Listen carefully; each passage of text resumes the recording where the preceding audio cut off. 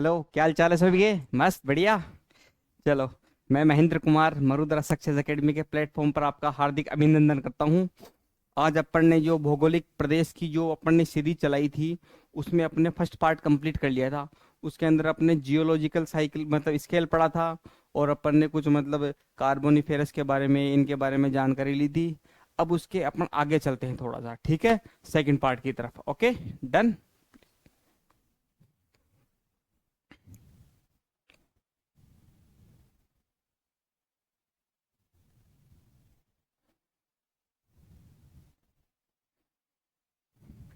अपन ने यहाँ तक बाप बोल्डर वगैरह सब कुछ पढ़ लिया था कंप्लीटली, है ना। अब इसके आगे अपन पूरा सीरीज स्टार्ट करते हैं। और एक बात और ध्यान रखा करो, मैं जो भी क्लास डालता हूँ पूरी डालता हूँ कंप्लीट। अपन ये सीरीज पूरी चलाएंगे। ज्योग्राफी में अपन एक कुछ भी नहीं छोड़ेंगे, सारा कंप्लीटली पढ़ाएंगे। पूरी ज्योग्राफी हर एग्जाम कवर करेगा। आपका चतुर्थ श्रेणी कर्मचारी से लेकर आरएस मेंस तक का कवर करेगा। जिसको जो लेवल पढ़ना है वो पढ़ लेना। मेरे हिसाब से तो यही है कि आरपीएससी और अधीनस्थ बोर्ड जिस लेवल का भी पूछ रहा है ना, वो उसमें कोई लेवल नहीं रख रहा भाई, कौन सा किस लेवल। पटवारी का लेवल पूछ रहा है, या टीचर का लेवल पूछ रहा है, या फिर एलडीसी का लेवल पूछ रहा है, कोई लेवल नहीं, वो सब लेवल बराबर कर दिया। मेन चीज है आप राजस्थान जीके तो पूरी पढ़ो, लेकिन ये बात है, मेरी गारंटी है आपका सवाल एक भी गलत नहीं होगा। ये मेरा वादा है। क्योंकि मेन चीज क्या होता है कि अपने को एग्जामिनर की अप्रोच पे काम करना है। और मैंने एग्जामिनर की अप्रोच पे, एग्जामिनर क्या करता है, जो अपनी एनसीईआरटी की बुक आती है, आरबीएससी की बुक आती है, वो उससे ऑथेंटिक सोर्स उठाता है और वो वहीं से लेता है। और क्या लेता है, हिंदी ग्रंथ अकादमी की किताबें जो चलती है। जैसे मान लो ये आ गई अपनी राजस्थान का भूगोल, ये हरिमोहन सक्सेना वाली, ये देखो, ये राजस्थान का भूगोल, इससे पेपर बनाता है। और अपने जो मतलब ट्वेल्थ की, इलेवेंथ की, टेंथ की किताबें, नाइन्थ की किताबें, सिक्स की, सेवन्थ की, एट, मैंने सबका कलेक्शन करके एक अच्छा मैटर तैयार किया है, जो आपको भटकना नहीं पड़े, आप इधर उधर नहीं भटको, आपको बिल्कुल एक कलेक्शन मिल जाए। और एग्जामिनर के अप्रोच पे काम करना है अपना को, ठीक है। और आपको ये क्लास अच्छी लगे ना, तो इसको लाइक और सब्सक्राइब, शेयर करना है इसको पूरी जगह। और कमेंट भी किया करो, आप कमेंट करो, आपका कमेंट का जवाब दूंगा। आपको कोई दिक्कत आ रही है, कहीं समझ में नहीं आ रहा है, तो मैं आपका कमेंट में रिप्लाई करूंगा, ठीक है। ओके, आप अपन अपनी क्लास स्टार्ट करते हैं, ठीक है। ये लो जी, ठीक है।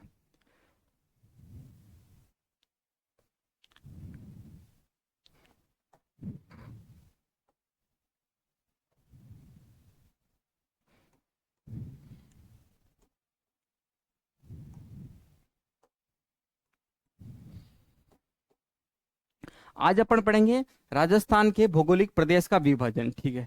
भौगोलिक प्रदेश, भौगोलिक प्रदेश मतलब भौगोलिक के अंदर मतलब पेड़ भी आ गए, पर्वत भी आ गए, पठार झील वगैरह। भाई राजस्थान में कहाँ कहाँ पेड़ है, कहाँ पठार है, कहाँ पर्वत है, कहाँ रेत है, कहाँ का मतलब समतल मैदान है, कहाँ उच्चावच भूमि है, उसके बारे में चर्चा करेंगे अपन, ठीक है।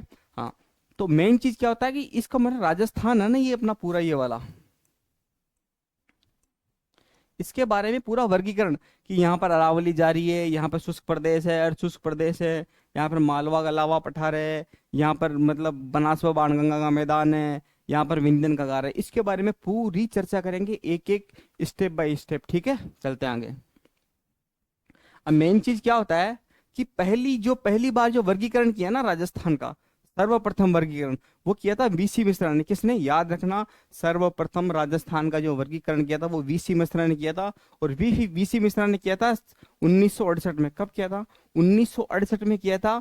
दूसरा वर्गीकरण किया था रामलोचन शर्मा, रामलोचन सिंह, कौन सा, आरएल सिंह, रामलोचन सिंह। और जो लास्ट का जो आधुनिक वर्गीकरण किया था, वो किया था प्रोफेसर तिवाड़ी और हरिमोहन सक्सेना, जिसकी अपन ये किताब पढ़ते हैं। ये तीन नाम याद रखना। पहला किसने किया था, वीसी मिश्रा ने। राजस्थान का भौतिक विभाजन या भौतिक वर्गीकरण पहले किया था वीसी मिश्रा ने। फिर दूसरा किया था रामलोचन सिंह ने, आरएल सिंह बोलते हैं उसको शॉर्ट में नेम, ठीक है। वैसे रामलोचन है उसका पूरा, रामलोचन सिंह, प्रोफेसर रामलोचन सिंह पूरा नाम है, ठीक है। और जो अपना तीसरा आता है जो प्रोफेसर तिवाड़ी और हरिमोहन सक्सेना, ये जो हरिमोहन सक्सेना जी की किताब है, ठीक है, जो आधुनिक राजस्थान का विभाजन करते हैं, ठीक है। अभी अपन पूरी चर्चा करेंगे इसके बारे में, ठीक है। ठीक है, ये आ गया, ठीक है। अब इसमें क्या होता है, जो प्रोफेसर वीसी मिश्रा की जो किताब आई थी ना, उसका नाम था राजस्थान का भूगोल। अब याद रखना, जो उनकी किताब आई थी ना, उसके अंदर ये लिखा हुआ है ज्योग्राफी ऑफ राजस्थान। अपन जैसे मान लो ये किताब है, ठीक है। अब जो किताब का जो पहला पेज आता ना, कवर, यहाँ पर इसका लिखा हुआ है ज्योग्राफी ऑफ राजस्थान, पूरा नाम लिखा हुआ है ना, ज्योग्राफी ऑफ राजस्थान, ठीक है। इसका पूरा कंप्लीटली नाम लिखा हुआ है और ये इंग्लिश में लिखा हुआ है, याद रखना। अगर आपको पूछे कि राजस्थान का भूगोल या कुछ भी लेके, तो आप मेन चीज याद रखना, इसने ज्योग्राफी ऑफ राजस्थान लिखा हुआ है, कौन सी, वीसी मिश्रा की किताब है और 1968 वाली, ठीक है।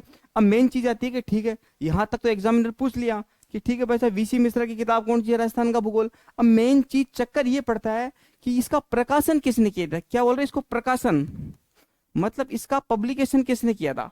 इसका पब्लिकेशन किया था भाई साहब national trust, national book trust ने। किसने, नेशनल बुक ट्रस्ट ने, जो है नई दिल्ली में। कहा है, नई दिल्ली में, ठीक है, नई दिल्ली में है नेशनल बुक ट्रस्ट, इसने किया था राजस्थान की ज्योग्राफी का प्रकाशन, ठीक है। आगे चलते हैं।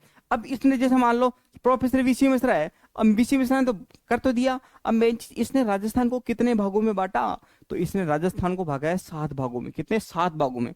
भौतिक प्रदेश इसने 7 भागों में विभाजन किया है। राजस्थान का कितने भागों में, 7 भागों में। राजस्थान को 7, अब कैसे कैसे, एक तो पश्चिमी शुष्क प्रदेश, ठीक है, एक अर्ध शुष्क प्रदेश, एक नहरी क्षेत्र, ठीक है, अरावली क्षेत्र, अरावली प्रदेश, पूर्वी कृषि औद्योगिक प्रदेश, दक्षिणी पूर्वी कृषि प्रदेश और चंबल बीड़। अब ये कैसे कैसे किया, अभी मैं आपको बताता हूँ। ये देखो, ये आ गया अपना, ठीक है। भौगोलिक प्रदेश किसके अनुसार है, वीसी मिश्रा के अनुसार। ये कौन सी किताब का है, ये जो अपन ने भी पढ़ा था ना राजस्थान का भूगोल, उस किताब का पेज है। ये मैं वहां से लेके आया हूं इसको, जो 1968 में प्रकाशन हुई थी। नेशनल बुक ट्रस्ट ने इसका प्रकाशन किया था, जो नई दिल्ली में, ठीक है। अब देखना प्रोफेसर, अब ये देखो पश्चिमी शुष्क प्रदेश, पहला देखो क्या आएगा, पश्चिमी शुष्क प्रदेश। दूसरा क्या आएगा, अर्ध शुष्क प्रदेश, इधर वाला जैसलमेर, बाड़मेर, इधर वाला बीकानेर, गंगानगर वाला एरिया है ना, ये आएगा पश्चिमी शुष्क प्रदेश, ठीक है। और जो ये अर्ध शुष्क प्रदेश में क्या आएगा, अपना नागौर, अजमेर, सिरोही, ये वाला एरिया आएगा, ठीक है। कोटपुतली, बहरोड, ये वाला, ठीक है। अब जो तीसरा है वो नहरी प्रदेश, ये नहरी प्रदेश, ये आएगा गंगानगर, हनुमानगढ़ वाला एरिया। कहाँ पे, गंगानगर, हनुमानगढ़ वाला एरिया, ठीक है। और फिर चौथा आएगा अरावली, अरावली प्रदेश। अब मेन चीज क्या होता है कि अपन तो पढ़ते हैं भाई, अरावली तो पूरी थी, ऐसी थी ना लंबी वाली, ऐसे वाला अरावली का तो है। मेन चीज यहाँ इन्होंने तो यहाँ बताया है, इसलिए इनके बाद में भी विभाजन आए थे, ठीक है। तो मेन चीज है अपने को जो पढ़ना है ना, उस पर ध्यान रखो, ठीक है, ठीक है। चौथा आ गया अरावली प्रदेश, ठीक है। और पांचवा आएगा पूर्वी कृषि औद्योगिक प्रदेश, पूर्वी कृषि औद्योगिक प्रदेश।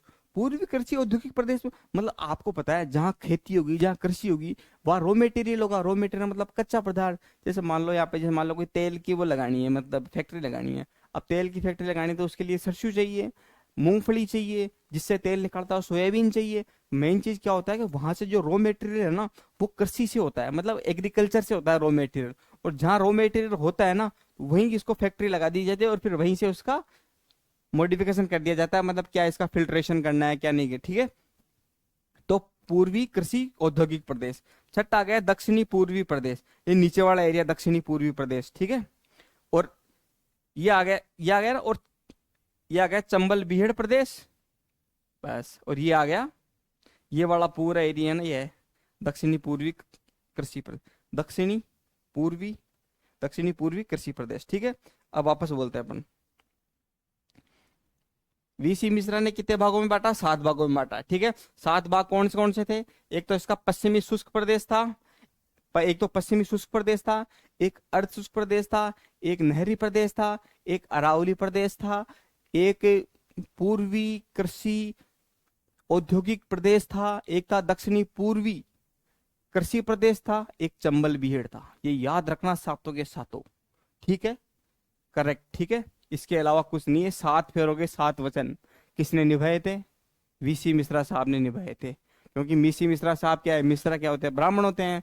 ब्राह्मण क्या होते हैं, ब्राह्मण क्या करवाते हैं, 7 फेरे करवाते हैं, हमेशा याद रखना, ठीक है। ओके, चले आगे।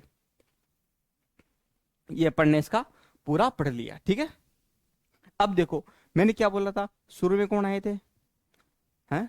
अच्छा, शुरू में कौन आए थे अपने, वीसी मिश्रा साहब। फिर दूसरे कौन आए, रामलोचन सिंह। रामलोचन सिंह का कब हुआ था, 1971 में। इन्होंने भौतिक विभाजन किया था 1971 में। ठीक है। अब इनकी बुक कौन सी थी, भारत प्रादेशिक। कौन सी, भारत प्रादेशिक भूगोल, ये याद रखना।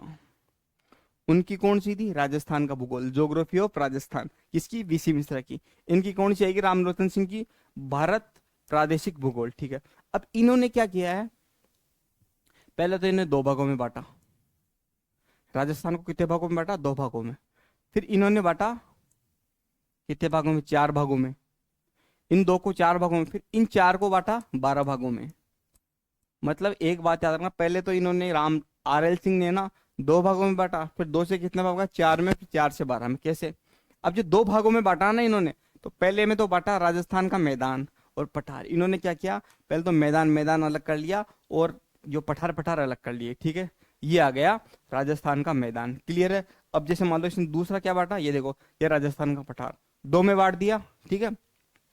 अब मेन चीज क्या होता है, अब राजस्थान के मैदान में कौन सा आ गया, एक तो मरुस्थली वाला भाग आ गया। कौन सा, एक तो मरुस्थली वाला भाग। राजस्थान के मैदान में उन्होंने दो भागों में बांटा, एक तो मरुस्थली मैदान, एक राजस्थान बांगड़। क्या, बांगड़, ये देखो, ये बांगड़। और एक में क्या बांटा है इसको, मरुस्थली। ठीक है। अब मरुस्थली को किसमें बांटा, जैसलमेर, बाड़मेर, बीकानेर। कौन सा, जैसलमेर, बाड़मेर, बीकानेर। ये जिले पूछ सकता है, याद रखना। ये यहाँ तक आ गए एग्जामिनर कि राजस्थान का मैदान व पठार में बांटा है, फिर मरुस्थल को किस में बांटा है, फिर इसके बाद में ये आएगा कि जैसलमेर में, बाड़मेर में, बीकानेर में। ये तीनों बात याद रखना, बिल्कुल करेक्ट।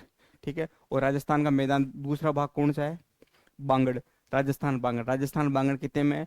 गग्गर का मैदान, मतलब गग्गर मैदान या गंगर की बेसिन, और नागौरी उच्च भूमि, और अपना शेखावटी प्रदेश, और लूणी प्रदेश। लूणी प्रदेश को गोडवार प्रदेश भी बोला जाता है। ठीक है। आगे चलते हैं अपन। ये देखो, दो मुख्य भागों में बांटा है, फिर दो से कितने भागों में, चार भागों में, फिर चार से कितने में बांटा, 12 भागों में। ठीक है। ये तो इधर वाले ये दो व्रत प्रदेश है ना, इसको तो भागा दो बाटों में, और जो उप प्रदेश है ना, इसको भागा चार बाटों में, और इसको बांटा 12 भागों में। ठीक है। ये लो, आ गया। एक अपन ने पढ़ा है मरुस्थली प्रदेश, अब दूसरा हो गया राजस्थान बांगड़। राजस्थान बांगड़ को एक तो गग्गर का मैदान या गग्गर बेसिन, या शेखावटी बेसिन या शेखावटी के मैदान, एक नागौर, और एक लूणी, लूणी उच्च, नागौर उच्च भूमि, और लूणी बेसिन। इन चार भागों में बांटा है। ये किसके भाग है, राजस्थान बांगड़ के। ये किसने बोला, एक बात याद रखना, सर्वप्रथम जो अर्ध शुष्क प्रदेश है ना, अर्ध शुष्क प्रदेश, इसको राजस्थान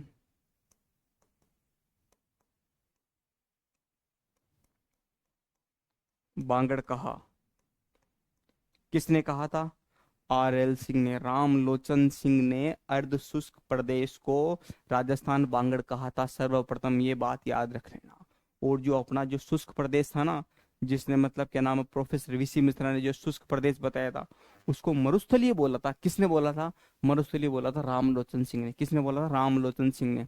ये याद रखना, बात साफ साफ। शुष्क प्रदेश है, शुष्क प्रदेश को मरुस्थली, मरुस्थली किसने बोला था, आर एल सिंह ने। और जो अर्ध शुष्क प्रदेश है ना अपना, अर्ध शुष्क को किसने बोला था, बांगड़। क्या बोला था, बांगड़। ये दोना बोला था आर एल सिंह ने। मेन चीज यही पूछता है एग्जामिनर। पहले यार, यहाँ पे क्या था, पहले अर्ध शुष्क प्रदेश था, राजस्थान बांगड़ बोल दिया। ठीक है। बांगड़ के चार भाग हो गए। ठीक है। ये बातें याद रखना। अब आ गया अपना राजस्थान का पठार। राजस्थान के पठार में क्या होता है, राजस्थान का पठार को दो भाग, एक तो अरावली पठार, एक चंबल बेसिन। कौन से में भी याद रखना, एग्जामिनर यही पूछेगा कि राजस्थान का पठार को किस में बांटा है, एक तो अरावली के पठार में बांटा है, एक चंबल बेसिन में बांटा है। ठीक है। आगे, अब अरावली के पठार तीन भाग होते हैं, एक तो मतलब ये उत्तरी, मध्य, दक्षिणी। उत्तरी पठार मतलब उत्तरी अरावली, मध्य अरावली और दक्षिणी अरावली, तीन भागों में बांटा गया है। ठीक है, अब जो चंबल है ना, इसको मध्य चंबल और निम्न चंबल में बांटा है। कहाँ पे? मध्य चंबल और निम्न बांटा था। अब देखो, आप इधर वाले लगाओगे ना, इधर वाले सारे रो, ये वाले पूरे टोटल, तो ये टोटल आएंगे 12, और इधर वाला लगाओगे वो आएगा 4, और ये आएंगे 2, 2, 4 और 12, ऐसे इसने मतलब RL सिंह ने बांटा था राजस्थान को। ठीक है, पहला किसने? VC मिश्रा ने 1968 में, RL सिंह ने 1971 में बांटा, 12 में। अब आएंगे अपन पढ़ेंगे प्रोफेसर VC मिश्रा और हरिमोहन सक्सेना, जिसको अपन आधुनिक रूप से पढ़ते हैं, जो इनको पढ़ेंगे। ठीक है, अब आगे चलते हैं। ये लो, आ गया अपना आधुनिक विभाजन। आधुनिक विभाजन किया था प्रोफेसर तिवारी और हरिमोहन सक्सेना ने। कब किया था? 1994 में। 1994 में इन्होंने किया था, RL सिंह ने, इसने, हरिमोहन सक्सेना ने और प्रोफेसर तिवारी ने, याद रखना। ठीक है, अब इनकी बुक का क्या नाम था? राजस्थान का प्रादेशिक भूगोल, याद रखना। RL सिंह की किताब का क्या नाम था? भारत प्रादेशिक भूगोल। क्या था? भारत प्रादेशिक भूगोल, याद रखना। और इन्होंने, हरिमोहन सक्सेना ने, राजस्थान का प्रादेशिक भूगोल। कंफ्यूज मत होना आप, मेन चीज है वो कंफ्यूज का फायदा उठाएगा आपका। ठीक है, अब मेन चीज है कि इन्होंने आधार क्या लिया भाई? इन्होंने बाढ़ तो दिया, जैसे मान लो ये राजस्थान है,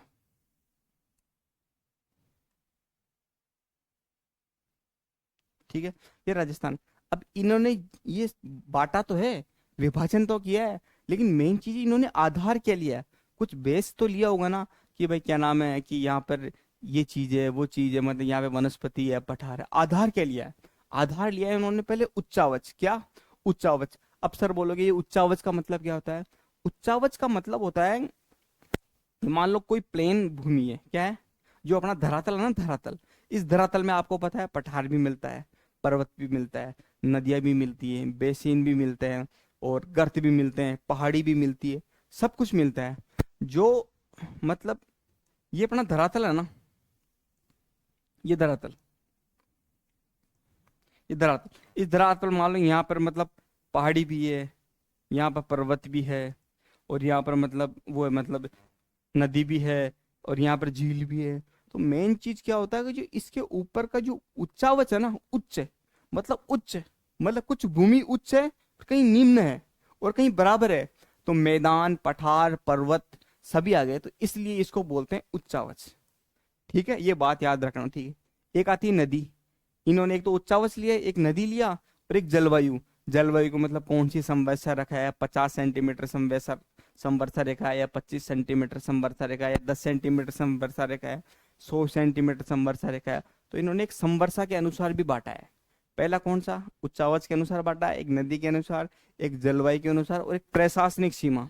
प्रशासनिक सीमा मतलब जिले, भाई इधर जोधपुर आ गया, इधर उदयपुर आ गया, डूंगरपुर आ गया, इस हिसाब से इन्होंने बांटा है, याद रखना। ठीक है, ये चारों याद रखना है इसके, एक तो उच्चावच के अनुसार, एक नदी के अनुसार, एक जलवायु के अनुसार, और चौथा आएगा प्रशासनिक सीमा के अनुसार। ठीक है, आगे चले। ये याद रखना, प्रोफेसर हरिमोहन सक्सेना और तिवारी ने, है ना, 1994 में बुक आई थी, और राजस्थान का प्रादेशिक भूगोल। ठीक है, आगे चलते हैं। ये लो भाई साहब, ये आ गया।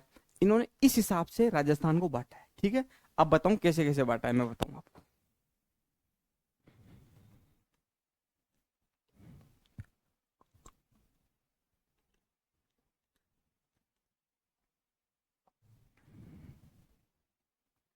अब देखो, मेन चीज ये आपको ब्लैक ब्लैक दिख रहा है ना, ये देखो, ये वाला एरिया, ध्यान से देखना इसको।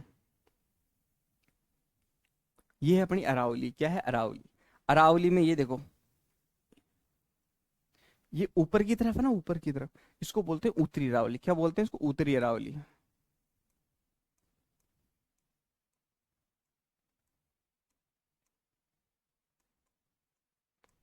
ठीक है, इसको बोलते हैं उत्तरी अरावली। वो जो ये है ना, ये है मध्य अरावली। ठीक है, और ये आ गई अपनी दक्षिणी अरावली।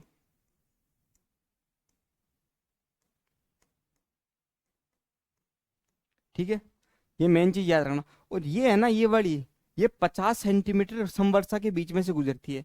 समवर्षा रेखा मतलब यहाँ पर है ना, 50 सेंटीमीटर समवर्षा होती, मतलब वर्षा होती है। ठीक है, कौन सी? 50 सेंटीमीटर समवर्षा।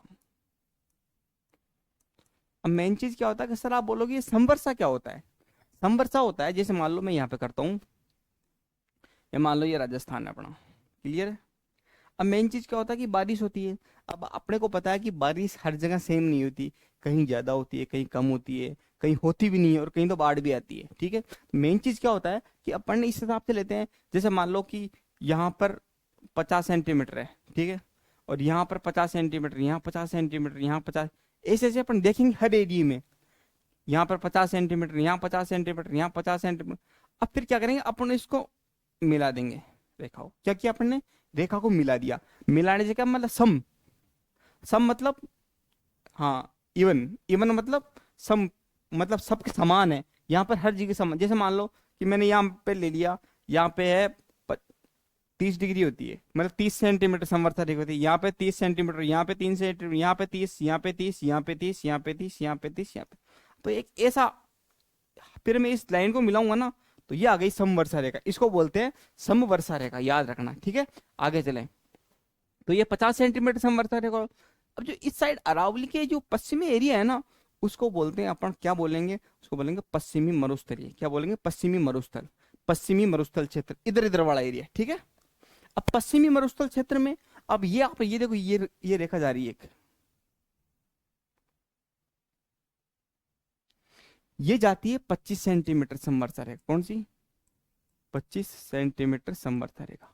अरावली वाली 50 सेंटीमीटर रेखा, इधर ये वाली बीच में से जाती है, तो ये तो इधर वाला एरिया आ गया, वो तो आ गया शुष्क प्रदेश, और ये वाला अर्ध शुष्क प्रदेश, ठीक है। तो ये कौन सा आ गया, शुष्क प्रदेश, शुष्क प्रदेश। और जो ये वाला पूरा आ गया ना, ये वाला गली वाला, ये बिल्कुल गली वाली चीज चीज बन गई, इसको बोलते हैं अर्ध शुष्क प्रदेश, क्या बोलते हैं, अर्ध शुष्क प्रदेश।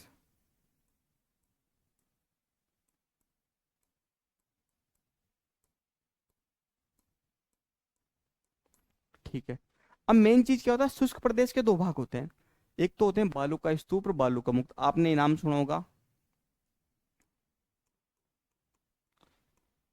बालू का मुक्त, एक होता है बालू का युक्त। जो अपना जो टोटल जो एरिया है ना, मतलब इधर पश्चिमी वाला एरिया, मतलब उसमें मरुस्थल वाला एरिया, तो उसका 41.5%, कितना, 41.5% बालू का मुक्त में आएगा, और बालू का युक्त आएगा 58.5%। ये अपन अभी आगे पढ़ेंगे, ठीक है, अभी अपने को पता पड़ जाएगा। अब मेन चीज ये देखो, ये वाला हरारा सा दिख रहा है आपको भाग, ये है बालू का मुक्त, जहां पर बालू नहीं पाई जाती है, ठीक है, क्या नहीं पाया जाता, बालू। अब मेन चीज सर बोलोगे कि सर ये तो पूरा, अब मेरी देखो सवाल यही उठाएगा एग्जामिनर, उसी का ध्यान रखना है। ये देखो, ये पेन वाला देखो मेरे जा रहा है ना पेन, ये वाला एरिया देखो, ये पूरा क्या है, मरुस्थलीय, पश्चिमी मरुस्थलीय। पश्चिमी मरुस्थलीय को कितने भागों में बांटा है, पश्चिमी मरुस्थलीय को भागा दो भागों में, एक शुष्क प्रदेश, एक अर्ध शुष्क प्रदेश।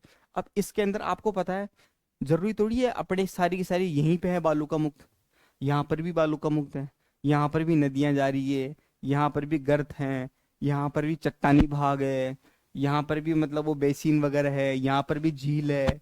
तो मेन चीज क्या होता है कि, अब देखो मेन चीज क्या होता है कि इस एरिया में बालू का मुक्त ज्यादा है, बालू का मुक्त, यहाँ पर भूगर्भिक जल पट्टी है, इसके कारण। अभी जैसे मान लो कि एक तो हीरो होता है, मान लो क्या, जैसे मान लो अभी आपको एक बात बताऊं,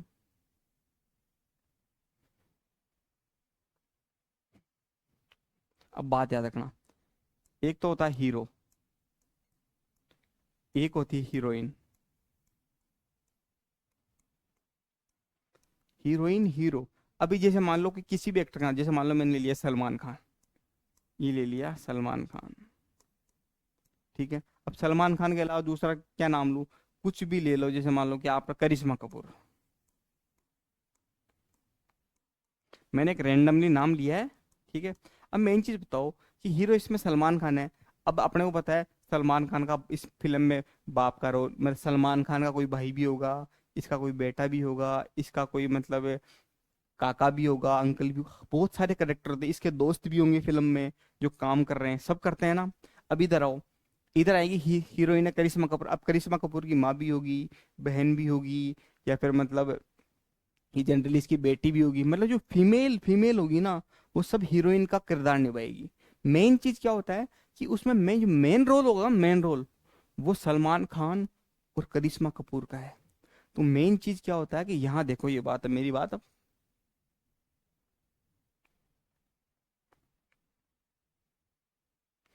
अब ये देखो आप तो,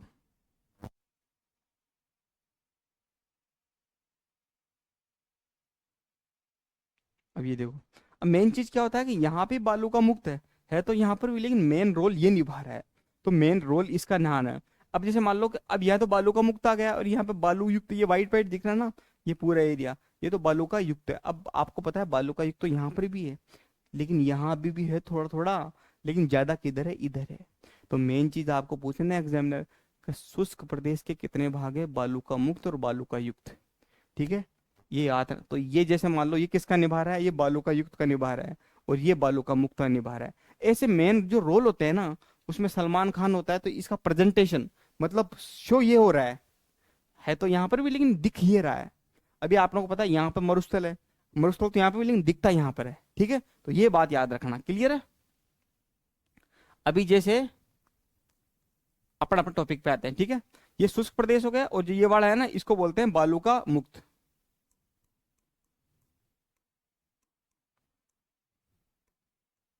ठीक है, और जो ये वाला व्हाइट वाला है ना, इसको बोलते हैं बालू का युक्त।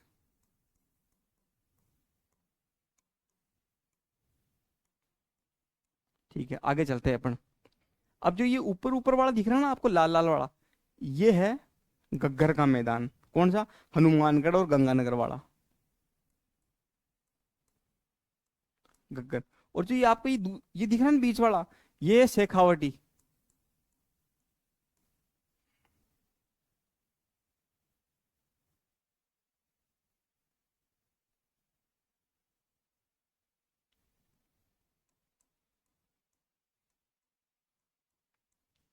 और जो ये आपको ये दिख रहा है, ये है नागौरी उच्च भूमि। और जो ये दिख रहा है ना आपको, ये लूनी बेसिन।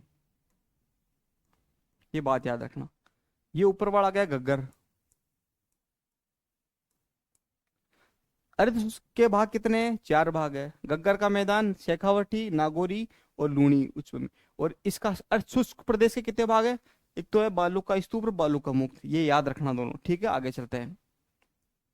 ये आएगा अपना उद्देश्य। और जो आपको ये दिख रहा है ना, ये वाला देखो, ये है बनास व बाणगंगा का मैदान।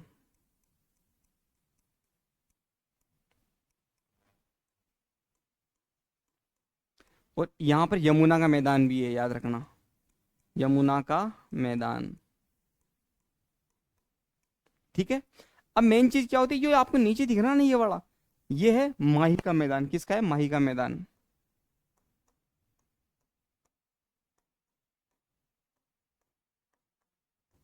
ठीक है, अब मेन चीज क्या होता है कि यह तो है। अब जो आपको ये दिख रहा है ना, बिल्कुल लाल लाल सा अंदर से देखो इसके पास में, इसको बोलते हैं चंबल बीहड़।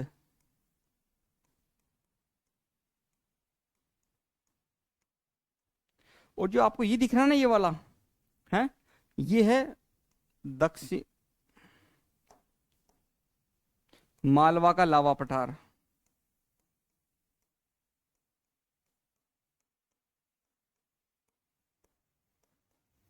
ठीक है, और जो ये आपको ये दिख रहा है ना बीच वाला, ये वाला, ये लास्ट में कॉर्नर में देखो बिल्कुल, ये है विंध्यन स्वरूप।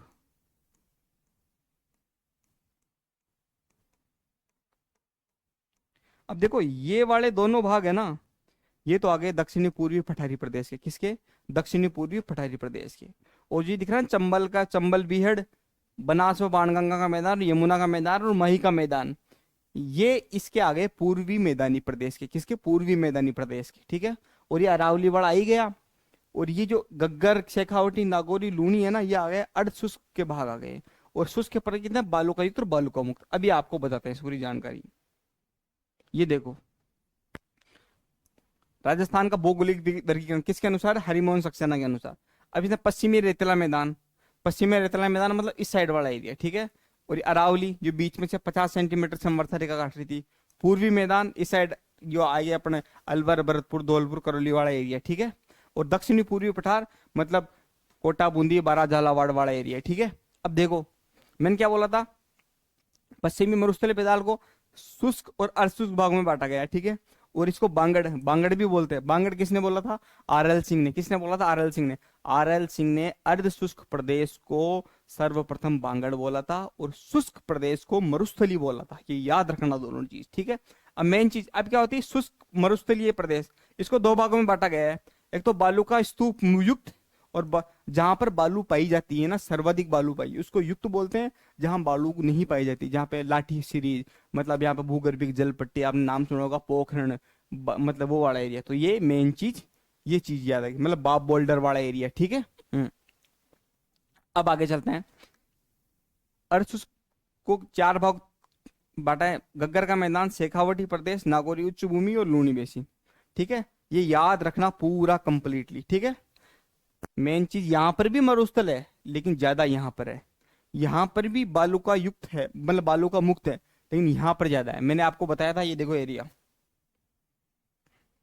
ये देखो बालू कम। ये अर्धशुष्क प्रदेश के दो भाग हो गए, ये इसके दो भाग हो गए, देखो, ठीक है। और इस अर्धशुष्क प्रदेश की, मतलब शुष्क प्रदेश के भाग हो गए, एक भाग, दो भाग, तीन भाग और चार भाग किसके हो गए? इसके हो गए। इसके अरावली, उत्तरी अरावली, मध्य अरावली, दक्षिणी अरावली, ठीक है। इधर ये मालवा का पठार, विंध्यन स्वरूप ने लास्ट वाला, इधर वाला कॉर्नर वाला, ये किसका हो गया? हाड़ौती का भाग हो गया। वो जो चंबल का बीएड आएगा ना, चंबल बीएड, ये वाला चंबल बीएड, बनास और बाणगंगा का मैदान और माही का मैदान, ये किसके हैं? ये है अपने पूर्वी मैदानी प्रदेश के, ठीक है। आगे चलते हैं अपन। ये देखो अरावली का उत्तरी अरावली, मध्य अरावली, दक्षिणी अरावली। आगे चलते हैं। पूर्वी मैदान, मैंने पूर्वी मैदान के कितने भाग बताए थे? तीन चार भाग आते हैं। बनास में बाणगंगा मैदान, यमुना का मैदान, और अपना जो नीचे माही का मैदान, और जो ये अपना था ना चंबल बीहड़ वाला एरिया, ये आ गया सारा, ठीक है। चंबल बीहड़, माही का मैदान, बनास का मैदान और बनास में बाणगंगा का मैदान, ठीक है। अब दक्षिणी पूर्वी पठार मतलब विंध्यन स्वरूप, मैंने विंध्यन स्वरूप और मालवा का लावा पठार, मैंने क्या बोला था? विंध्यन स्वरूप, मतलब विंध्यन स्वरूप जो ये आता है ना, मतलब क्या बोलते हैं, जो अपने अरावली है, अरावली में आपको पता है कि चार क्रम थे, अपन ने पढ़े थे, आर्कियन, हारवाड़, कुड़प्पा, विंध्यन स्वरूप। जो विंध्यन स्वरूप का एक पारीख महोदय आए थे 1984 में, उन्होंने नागौर से बिरमानिया, इस इधर पश्चिम साइड में विंध्यन स्वरूप, मतलब विंध्यन स्वरूप के कुछ, मतलब जैसे मान लो विंध्यन स्वरूप में क्षरण हुआ था ना, तो उसका भाग इधर बताया था। और इधर जो धौलपुर करौली वाला एरिया ना, इस साइड विंध्यन स्वरूप का थोड़ा थोड़ा भाग बताया था, याद है ना? वो वही चीज है। तो मालवा का लावा पठार, ठीक है, जो क्रिटेशियस काल में मालवा का, मतलब क्या नाम है, लावा से बना था। और लावा की चट्टानें कहाँ आई थी? बेसाल्ट चट्टानों के रूप में। और जो बेसाल्ट चट्टान क्या बनी थी? काली मिट्टी बनी थी। क्या बनी थी? काली मिट्टी बनी थी, ठीक है। आगे चलते हैं अपन। एक, मतलब इन्होंने चार भागों में बांटा था शुरू में, फिर इनका एक विस्तारीकरण किया था, ठीक है। मैंने इसको एक्सप्लेनेशन कर दिया, बढ़िया। अब मेन चीज क्या होता है कि ये पश्चिमी अब अपन एक एक चीज को एक एक पढ़ेंगे, ठीक है, कैसे क्या क्या पढ़ना है। एक आता है पश्चिमी रेतीला मैदान, क्लियर है। अब पश्चिमी रेतीला मैदान में क्या होता है कि इसके पूरी बारी जानकारी करेंगे। एक होता है 33 सागर का अवशेष। अभी अपने को पता था, अपन ने पढ़ा था कि जो ये मरुस्थल है वो 33 सागर का अवशेष है, 33 सागर का अवशेष है। मेन चीज क्या होता है कि पहले तो क्या होता था, ये अपना राजस्थान है। मेन चीज क्या था, यहाँ पर ये पहले 33 सागर, यहाँ पर पहले पूरा समुद्र था, मतलब बिल्कुल पानी पानी था, कुछ भी नहीं था, कोई धरातल वगैरह नहीं था, ठीक। फिर मेन चीज क्या होगा, यहाँ पर बना हिमालय ऊपर, ये भारत वाला एरिया आ गया ना पूरा, ये भारत है अपना, यहाँ पर है हिमालय। इस हिमालय का निर्माण हुआ ना, इसके बाद में है ना, जो यहाँ का पानी है ना वो पीछे की तरफ गया। कहाँ? पीछे की तरफ। अब पीछे की तरफ कैसे गया था? जैसे मान लो ये वाला एरिया ना, ये वाला एरिया, ये मान लो ये है, ठीक है। और जो अपना ये वाला जो ऊपर वाला एरिया, मतलब ये तो है गोंडवाना लैंड गवा। किसका? गोंडवाना लैंड, मतलब भारतीय प्रायद्वीप, अपन ने पढ़ा था, ठीक है।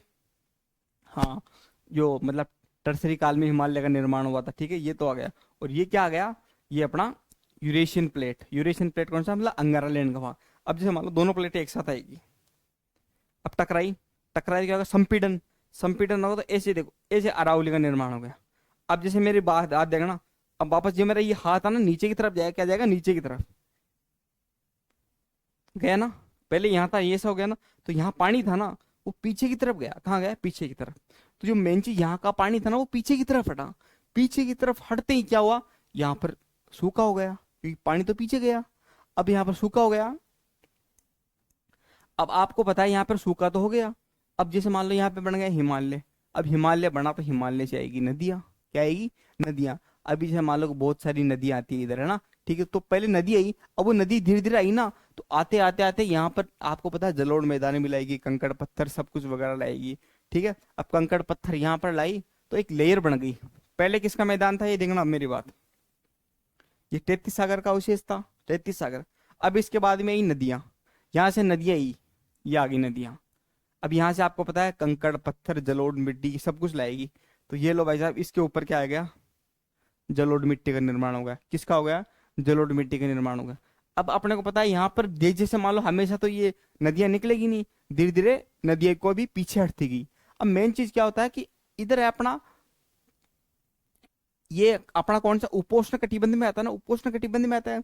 तो इधर जो अपना ये तो भूमध्य सागर से हवाएं आती है, क्या आती है, हवाएं। अब हवाएं इधर से आएगी तो यहाँ पे आपको पता है मिट्टी लाएगी, मरुस्थल लाएगी, मिट्टियां लाएगी। अब जैसे अब इसके ऊपर है ना धीरे धीरे आ गई मिट्टी, क्या आ गई, मिट्टी। ये तो आ गई मिट्टी, इसको बोलते हैं इसको रेत। और जो ये है ना 33 सागर था,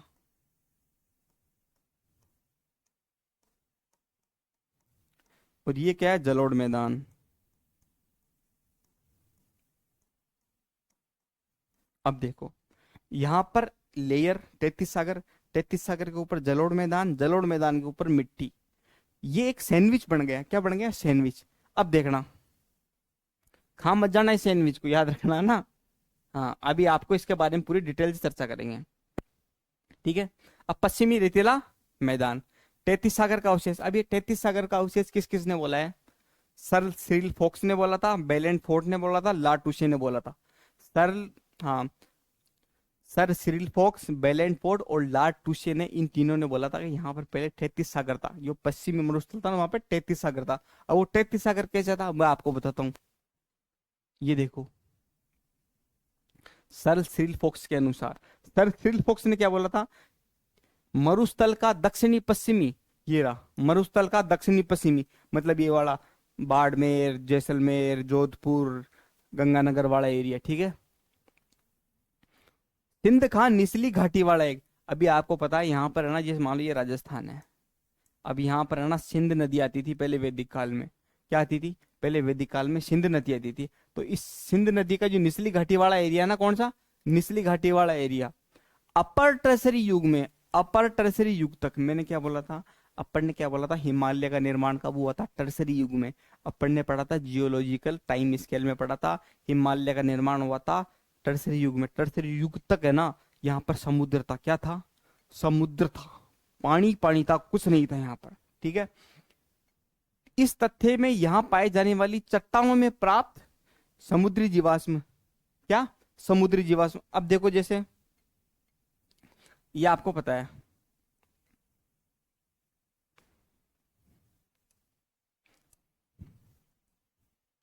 ये राजस्थान है। यहाँ पर पहले पानी समुद्र था, पीछे हटा, पीछे हटने के बाद में यहाँ पर नदी आई, इन्होंने कंकड़ पत्थर वगैरह सब लेके आई। अब फिर इधर से मिट्टी आई, फिर उसने भर दिया। तो 3 लेयर हो गई, लेयर के ऊपर लेयर, मतलब पहले 33 सागर, फिर इसके ऊपर जलोढ़ मैदान, फिर उसके ऊपर जो रेत आई थी मरुस्थल से जो इधर हवाएं चलती है, ठीक है। अब मेन चीज यही होती है, ये देखो। अब अपने को पता है कि इसके अंदर क्या होता है कि जो समुद्र था तो समुद्र के जीवाश्म पाए जाएंगे, मतलब। और उस जो ये है ना, मतलब चट्टाने, ये चट्टाने, ये क्या मतलब धीरे धीरे धीरे ये मिट्टी है ना धीरे धीरे चट्टानों का रूप ले लेती है। जैसे मान लो ये बहुत से कंकड़ पत्थर आए थे, कंकड़ पत्थर धीरे धीरे धीरे जमना स्टार्ट हो जाते हैं, और कोई चीज बहुत चीजों तक रहती है ना तो वो हो जाती है। मतलब अब ये मान लो समुद्री जीवाश्म, मतलब समुद्री जैसे मान लो मछली वगैरह आ रही आते हैं ना, मतलब जो पहले समुद्र में पाए जाने वाली चीज, उनकी वजह से। तो मेन चीज है सर थ्रिल फॉक्स का बात है, आप सीधी सीधी बात याद रखना कि ये कौन सा था, ये 33 सागर का अवशेष था, क्यों यहाँ पर समुद्री जीव पाए गए थे, इनकी चट्टानों में अवशेष के रूप में प्राप्त, किसके रूप में हुए थे, अवशेष के रूप में प्राप्त हुए, ठीक। बेलेंट फोर्ट के अनुसार, बेलेंट फोर्ट भी यही बोलते हैं कि समुद्र के पीछे हटने के परिणाम स्वरूप, पहले तैतीस सागर था, समुद्र जैसे पीछे हटा, जैसे मान लो ये रहा, समुद्र पीछे की तरफ हटा ना धीरे धीरे धीरे धीरे, सिकुड़न, मैंने क्या बोला था, संपीड़न के कारण हुआ था, ठीक है। उत्थित क्षेत्र तली, मरुस्थलीय क्षेत्र को जन्म दिया, किसको जन्म दिया, मरुस्थलीय क्षेत्र को, जिसका प्रमाण लवणीय झीलें और कच्छ का दलदली भाग। मैंने क्या बोला था, लवणीय झीलें। अब आपको पता 33 सागर मतलब खारा था, खारा था तो मतलब क्या है इसका, लवणीय झीलें। क्लियर है, आगे चले अपन। ओके, बेलेंट फोर्ट का पढ़ लिया, सर सिरिल फोक्स का पढ़ लिया। ये याद याद रखना, ये लाइनें दे सकता है सीधी सीधी, या फिर आपको ये चीज याद रखनी, ठीक है। एक आ गया लाटूसे, क्या होता है लाटूसे, लाटूस ने बोला है कि नामक विद्वान ने पश्चिमी राजस्थान में, कहा पश्चिमी राजस्थान में, बालू की उपलब्धि के विषय में यहां बताया कि मिट्टी यहां प्रचलित दक्षिण पश्चिम झंझावतों से, ये देखो ये कौन सा आ गया, ये वाला एरिया दक्षिण पश्चिम, इधर से जो आई थी ना मतलब हवाएं वगैरह जो भी, उसके कारण, ठीक है। दक्षिण पश्चिम झंझावतों के द्वारा लाई गई पश्चिमी राजस्थान में अधिकांश भागों में जमा हो गई। जलवायु की शुष्क, अब देखना, अब मेन चीज याद रखना, जलवायु की शुष्कता मरुस्थल का रूप देने में सबसे प्रभावशाली कारक है। अब सर बोलोगे आप तो बोल रहे थे इन्होंने तो समुद्र के बारे में बताया था, भाई साहब समुद्र के बारे में तो बताया तो था, लेकिन इसने बोला सबसे प्रभावशाली कारक किसका, जलवायु की शुष्कता। जलवायु की शुष्कता मतलब यहाँ पर मतलब वाष्पीकरण, वर्षा तो कम होती है और वाष्पीकरण ज्यादा हो गया, मतलब मेन मेन चीज यही है कि ये पानी से रिलेटेड है, तो समुद्र के बारे में, ठीक है, मेन चीज याद रखना। और वीसी मिश्रा, ये वीसी मिश्रा साहब ने बोला, वीसी मिश्रा साहब ने बोला निरंतर हवाओं के साथ होने वाले बालू प्रवाह, मरुस्थलीकरण हुआ किसके, बालू प्रवाह के कारण। क्या आप इसको हटा सकते हो, वैसे लाटूसे को ना अपन समुद्र में नहीं रखेंगे मेरे हिसाब से तो, है ना, और क्योंकि एक किताब में रखा गया था कि ये समुद्र के कारण है, लेकिन मेरे हिसाब से इसको समुद्र में नहीं रखेंगे, ठीक है, क्योंकि ये मेन चीज तो क्या है, ये दोनों का मिक्स है, क्या है, दोनों का मिक्स है। अपन मानते हैं जलवायु की शुष्कता का भी है और ये रेत के कारण भी, तो अपन दोनों ले सकते हैं इसमें, ठीक है। निरंतर हवाओं के साथ होने वाला बालू प्रवाह मरुस्थलीकरण का, वीसी मिश्रा ने किसका बताया, बालू का, किसका बताया, बालू का, जो बालू से है ना अपना रेगिस्तान का जन्म हुआ है, ठीक है।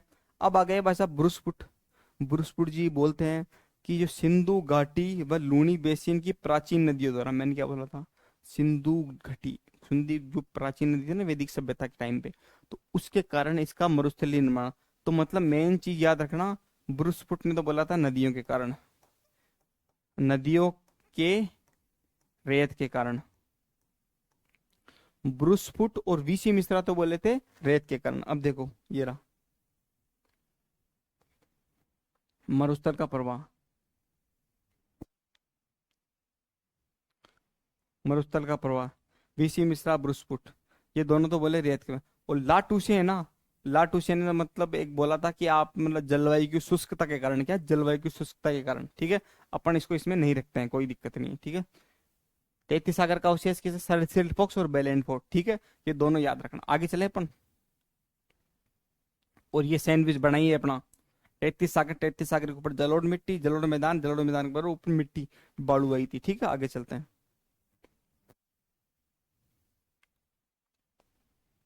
ये लो, अब देखो ये चीज,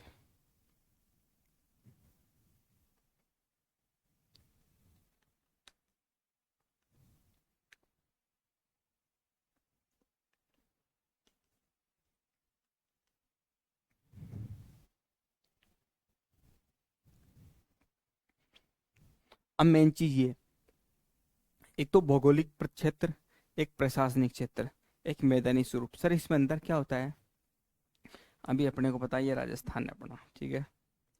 अब इसमें है ना कहीं कहीं पठार भी है, अब ये वाला एरिया देखिए वाला, यहाँ अरावली है, अपन इससे एरिया की बात कर रहे हैं, अपन पश्चिमी मरुस्थल की एरिया की बात कर रहे हैं। अब यहाँ पता आपको पता कहीं नदियां भी है, कहीं पहाड़ी भी है, कहीं पर्वत भी है। अब मेन चीज क्या होता है, अब एक तो आ गया मैदानी, अपन एक तो हो गया प्लेन, क्या हो गया प्लेन, ये देखो, एक तो हो गया प्लेन। अब यहाँ पे कहीं पठार है, कहीं मैदान है जो है, यहाँ पे नदियां भी है।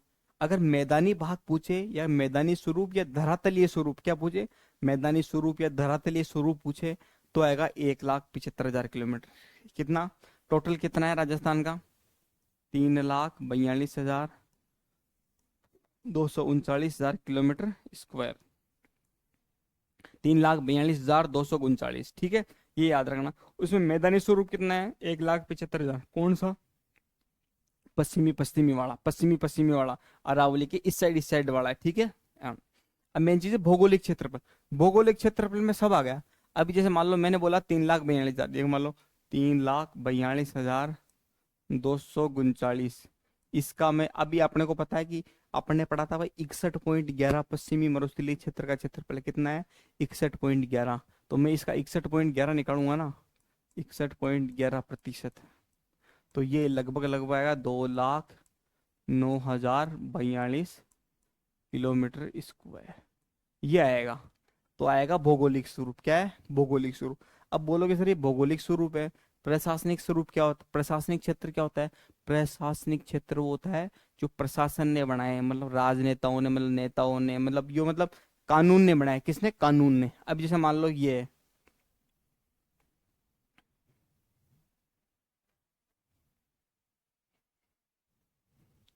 ये देखो वापस समझा रहा हूँ आप, ये चीज है।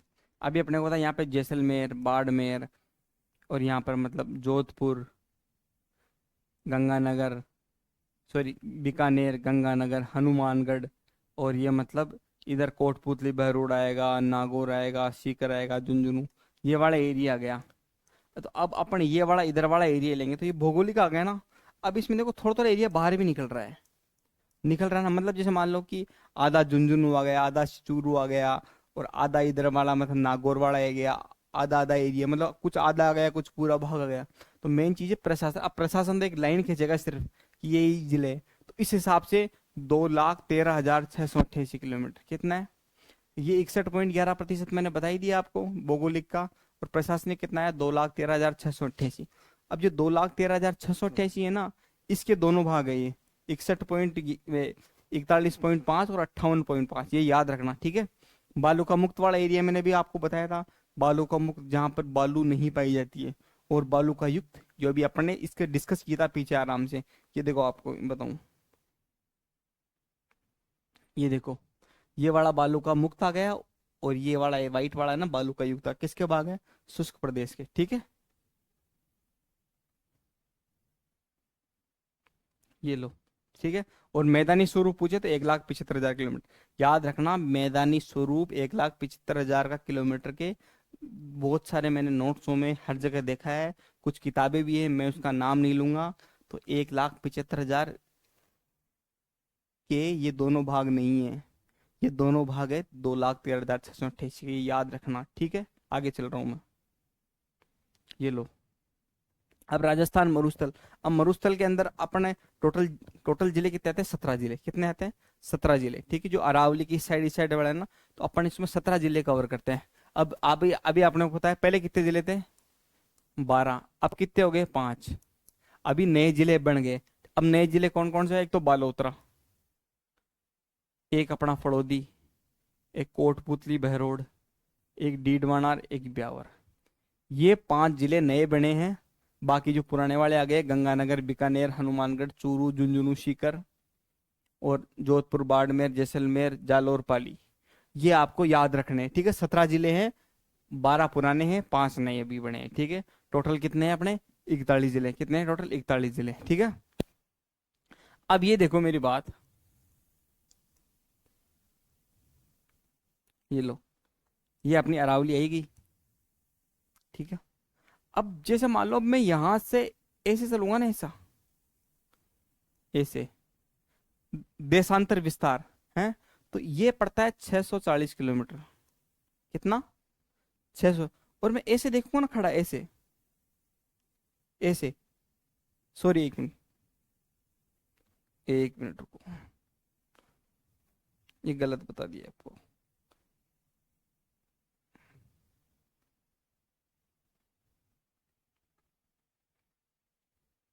हम्म।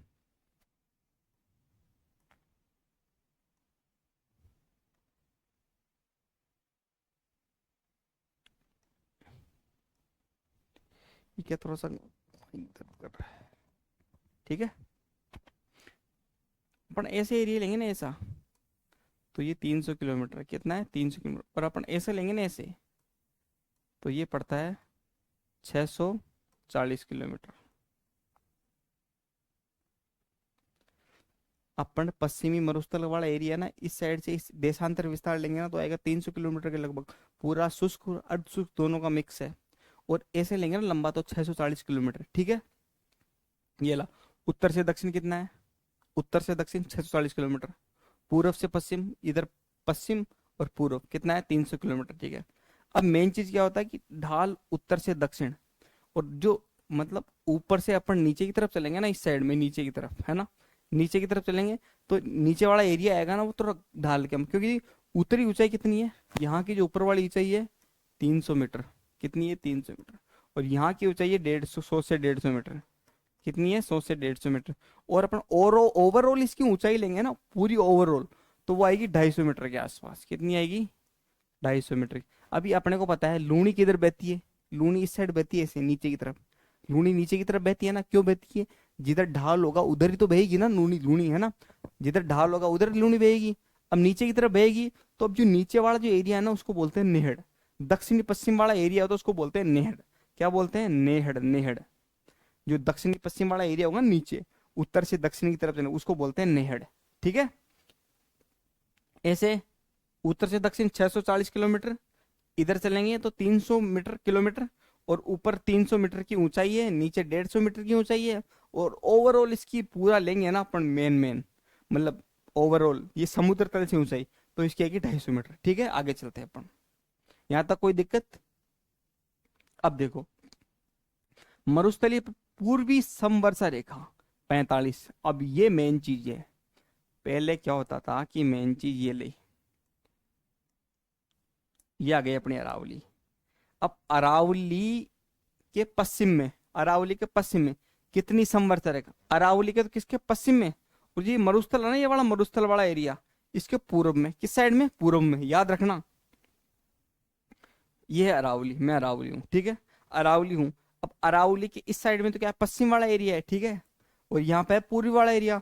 अब जो अरावली की इधर इधर वाला ये एरिया ना, ये वाला एरिया, अब यहाँ पर कोई आदमी खड़ा है, यहाँ पर कोई आदमी खड़ा है, तो उसके लिए ये वाली चीज क्या हो गई, उसके पूर्व की हो गई ना। जैसे मान लो यहाँ पे ठीक है अरावली है, ठीक है, अब मैं यहाँ पे आके खड़ा हो गया, यहाँ खड़ा हो गया, अब मेरे इस साइड वाला एरिया ना जो अरावली के और मेरे बीच में, वो क्या आ गया, पूर्वी भाग आ गया, क्या आ गया, पूर्वी भाग आ गया ना।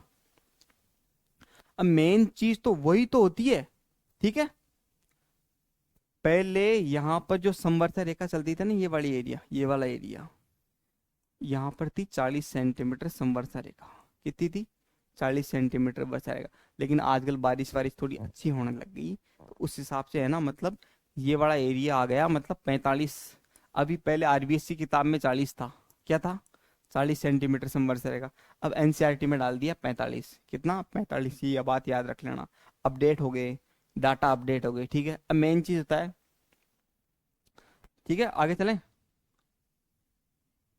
हैं, ये चीज है। अभी अपने को पता है यहाँ पर है 50 सेंटीमीटर समवर्षा रेखा, और अपने को पता है ये शुष्क और अर्ध शुष्क, ये 25 सेंटीमीटर समवर्षा रेखा, ये 25 सेंटीमीटर से अर्ध शुष्क और शुष्क में बांटती है, ये 50 सेंटीमीटर से।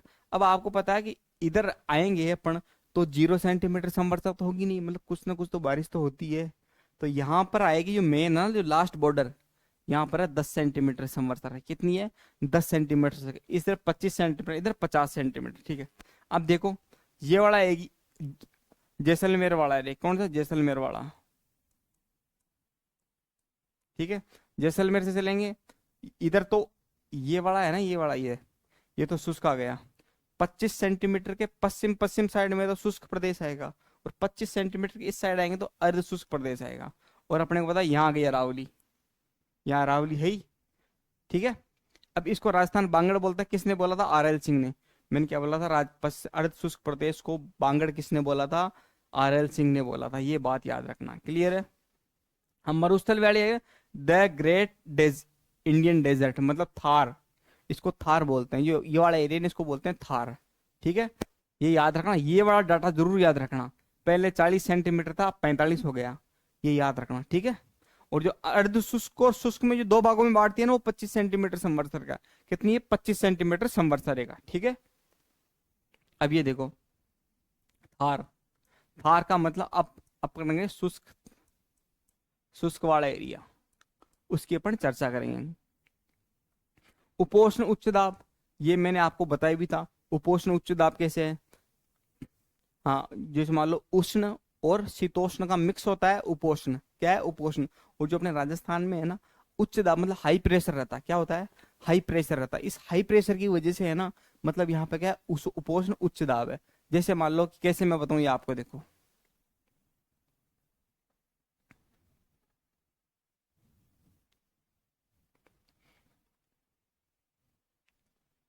ये पृथ्वी है, ये 0 डिग्री आ गई, ये 30 डिग्री आ गई, ये आ गई 60 डिग्री, और ये आ गया नीचे 30 डिग्री, और यहाँ पर 60 डिग्री।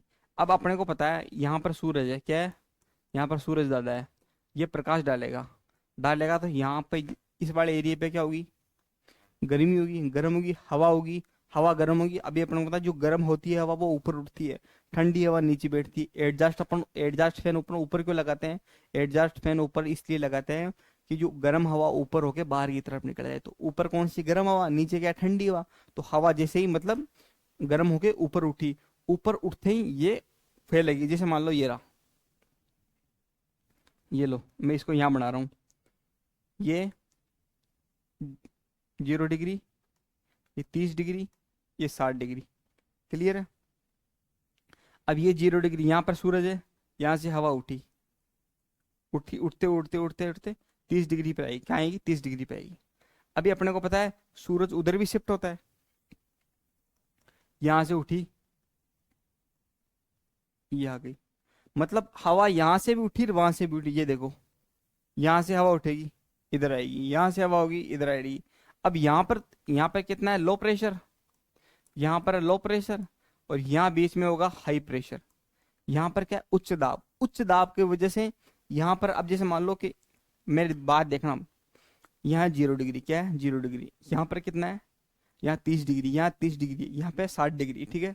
अब देखना ये 0 डिग्री 60 डिग्री, यहाँ से हवा उठी, हवा उठेगी, हवा उठ के सीधी यहाँ ऊपर उठी ना, गर्म हवा थी ऊपर उठी, उठे सीधी ये बीच में कितना है, 30 30 डिग्री, यहाँ पे सीधी ऐसे आएगी, आ गई।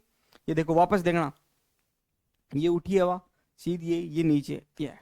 तो मेन चीज क्या है, यहाँ पर क्या बन गया, हाई प्रेशर, यहाँ लो प्रेशर हो गया दोनों जगह, यहाँ हो गया हाई प्रेशर, इसलिए उपोष्ण उच्च दाब। और आप अपने को पता है कि यहाँ पर क्या है, ये उष्ण कटिबंध है, ये शीतोष्ण आएगा, उष्ण और शीतोष्ण दोनों का मिक्स क्या होगा, उपोष्ण, दोनों क्या होगा, उपोष्ण हो गया। तो अब मेन चीज क्या, वायु का क्या हो, अवतलन, वायु का अवतलन, फिर हवा यहाँ तो रुकेगी, यहाँ से पीछे की तरफ हटेगी, वापस ये वाली हवा है ना, ये एक तो 60 डिग्री की तरफ जाएगी, एक 0 डिग्री की तरफ जाएगी। तो मेन चीज ये तीन बात याद रखना, उपोष्ण, उच्च दाब, एक है वायु का अवतलन, तीसरा है पवनों का अपसरण।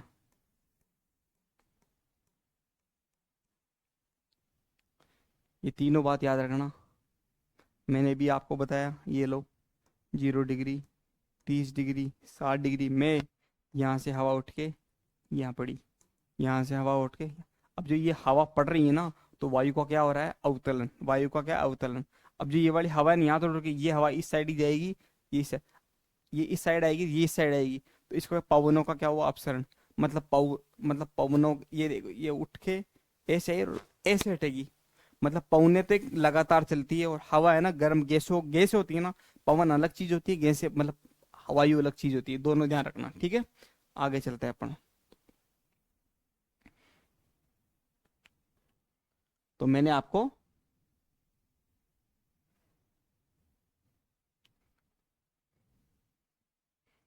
ये बता दिया है कि ये उपोष्ण उच्च दाब कहाँ से है, ठीक है। अब मेन चीज क्या होता है कि थार, थार में होते ही तो मतलब एक होता है यूएनईपी, ये एक वो मतलब united national environmental programme, environment programme, मतलब ये है कि जो पूरे जो यूनाइटेड नेशनल का है ना एनवायरमेंट मतलब पर्यावरण के आधार पर। अब इसकी स्थापना हुई थी यूएनईपी की, कौन से देखना, यूएनईपी, इसकी स्थापना हुई थी 1972 में। कब हुई थी, 72 में। इसका मुख्यालय नैरोबी कीनिया, दक्षिण अफ्रीका, कौन सा, अफ्रीका वाले एरिया में, कहाँ पर है, अफ्रीका में है। नैरोबी इसका जिला है, वहां पर है, कीनिया, केनिया देश है, ठीक है। अब मेन चीज क्या होता है कि 1992 में थार की परिभाषा दी थी, मतलब 1992 में यूएनईपी था ना, यूएनईपी ने ऐसा बोला था कि थार क्या चीज है। तो इसने 1992 में ये बोला कि जहां पर वर्षा तो कम होती हो और वाष्पीकरण ज्यादा होता हो, वाष्पीकरण मतलब वहां से जो मतलब वर्षा हो गई, वर्षा तो कम होती है और जैसे इसका वाष्पीकरण होता है, तो याद रखना जहां पर वर्षा कम और वाष्पीकरण ज्यादा होता है। तो उस थार की परिभाषा किसने दी थी, यूएनईपी ने, कब दी थी, 1992 में, ठीक है। और इसका मुख्यालय कहाँ पर है, नैरोबी में, ये 1972 में, ये बात याद रखना, ठीक है। अब मेन चीज क्या होता है, ये तो दे दी। अब एक आता है अपना सस्ता, यूएनसीसीडी। यूएनसीसीडी को बोला है, यूएनईपी ने बोला है यूएनसीसीडी को कि तुम एक काम करो, यहाँ पर थार तो है, अब यहाँ पर एक काम करो तुम, यहाँ पर इसको विकसित करो, यहाँ पर मतलब वनस्पतियां वगैरह लगवाओ, यहाँ पर मतलब बहुत सारे मतलब इसको थार को कैसे न कैसे खत्म करने की कोशिश करो, मतलब थार मतलब यहाँ पर पानी वानी विकसित, वनस्पति वगैरह यहाँ पे विकसित करने। तो ये क्या, United national convention of combat desertification, इसका फुल फॉर्म है। अब ये क्या हर साल मीटिंग करते हैं, तो मीटिंग करते हैं, तो अब ये मान लो कि ये कोप 1 2 3 4 5 6 7 8 9 ऐसे चलता है। तो कोप 16 हुआ था 2024 में, अभी हुआ है रियाद में। ये करंट से रिलेटेड डाटा, किससे, करंट से रिलेटेड डाटा, यूएनसीसीडी, याद रखना, ठीक है। और जो कोप 17 का आयोजन होगा 2026 में, कब होगा, मंगोलिया में, कहाँ होगा, कोप 17 का आयोजन होगा मंगोलिया में, कहाँ होगा, मंगोलिया में 2026 में। और जो 24 में कहाँ हुआ था, रियाद में, ये याद रखना, कोप 16 17, 16 पूछेगा या 17 पूछेगा। और जैसे जैसे ये डाटा अपडेट होए ना, मान लो आप 2 साल बाद में पढ़ो, 3 साल बाद, 4 साल बाद में पढ़ो, तो इसको कोप 70 की जगह 80 90 जो भी आएगा ना, उसको आप देख लेना, ठीक है। आगे चलते हैं। अब मेन चीज ये लो, ठीक है। अब थार का विस्तार, अब थार कहाँ कहाँ पर है, कहाँ पर है, ये थार कहाँ कहाँ पर है, ठीक है। अभी अपने को ये पता है, ये लो,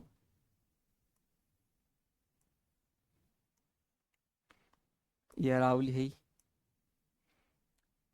यहाँ पर थार है। अब अपने को पता है यहाँ पर हरियाणा पड़ता है, पंजाब पड़ता है, यहाँ पर हरियाणा पड़ता है, तो यहाँ पर भी तो है, पंजाब में हरियाणा में थोड़ा थोड़ा मिलेगा ना बालू वालू। और यहाँ गुजरात है, यहाँ पर भी मिलेगी।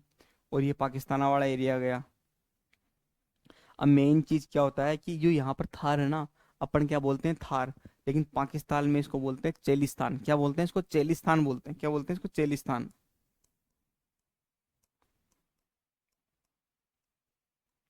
पाकिस्तान में रेत जो थार है ना, यहाँ पे अपन थार बोलते हैं, पाकिस्तान में इसको बोलते हैं चेलिस्तान। और ये चेलिस्तान कहाँ है पाकिस्तान में, सिंध, सिंध के कौन से जिले में है, बताओ देगे, हम्म, सिंध के कौन से जिले में है, हम्म, थार बारकर, कौन सा, थार बारकर,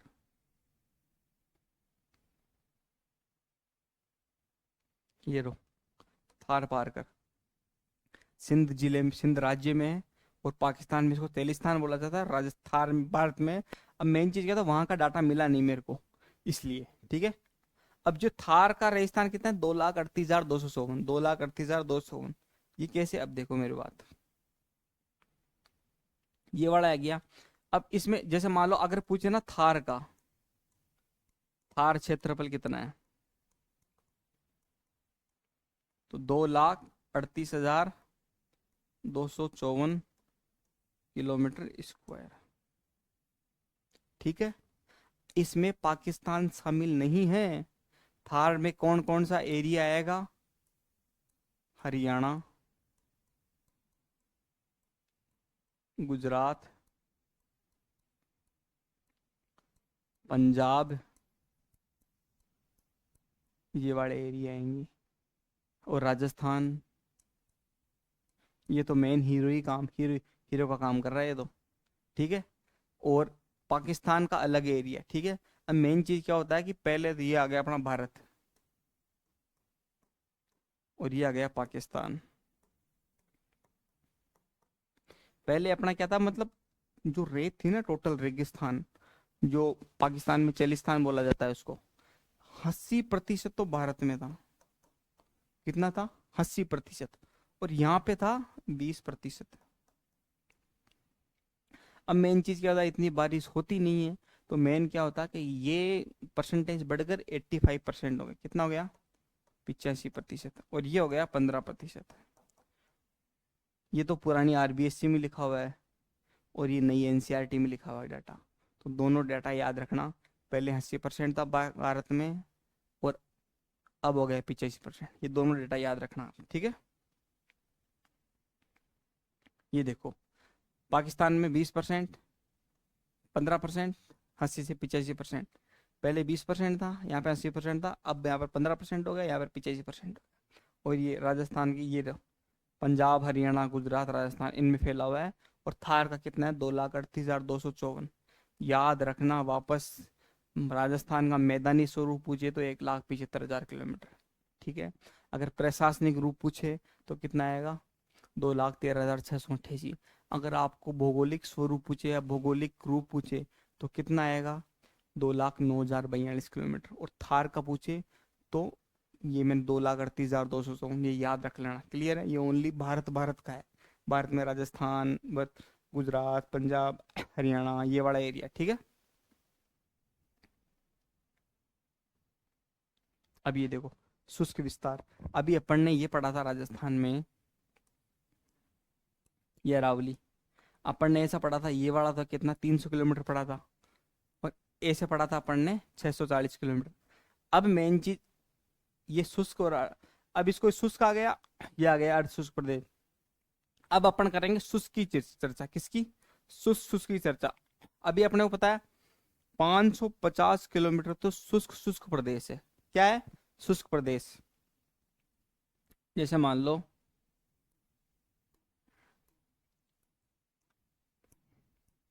ऐसे अपन ने कितना पढ़ा था? 640 पढ़ा था ना, ये वाला एरिया। शुष्क प्रदेश की बात करें तो ऐसे अपन नीचे जाएंगे ना, नीचे की तरफ, ऊपर से ये अक्षांशीय विस्तार कितना है? 550 किलोमीटर। कितना? इसमें इसमें कितने डिग्री का अंतर आ गया? 5 डिग्री का अंतर आ गया। अब अपने को पता है अक्षांशीय डिग्री कितनी है? 111.13 किलोमीटर। इसको आप गुणा करोगे ना तो लगभग लगभग 550 किलोमीटर के हिसाब से आएगी। क्लियर है? अब आप पूछोगे दक्ष देशांतर विस्तार मतलब ऐसे का विस्तार कितना है? ये वाला एरिया, ये वाला एरिया कितना है? ये आएगा 125 किलोमीटर के लगभग। गुणोत्तर में कितना आएगा? ये देखो, 1 डिग्री और कितना है? 45 मिनट। कितना है? नहीं, 1 डिग्री और 15 मिनट। कितना है? 1 डिग्री और 15 मिनट। तो ये लगभग लगभग आएगा 125 किलोमीटर। ये दोनों याद रखना। शुष्क विस्तार कितना है? पूरब से पश्चिम 125 किलोमीटर। और अपन अगर शुष्क और अर्धशुष्क दोनों के लेंगे तो वो 300 किलोमीटर आता है। और अपन अगर शुष्क प्रदेश में उत्तर से दक्षिण लेंगे तो कितना आएगा? 550 किलोमीटर। और शुष्क और अर्धशुष्क दोनों में मिक्स लेंगे तो 650 किलोमीटर। ठीक है, आगे चलते हैं।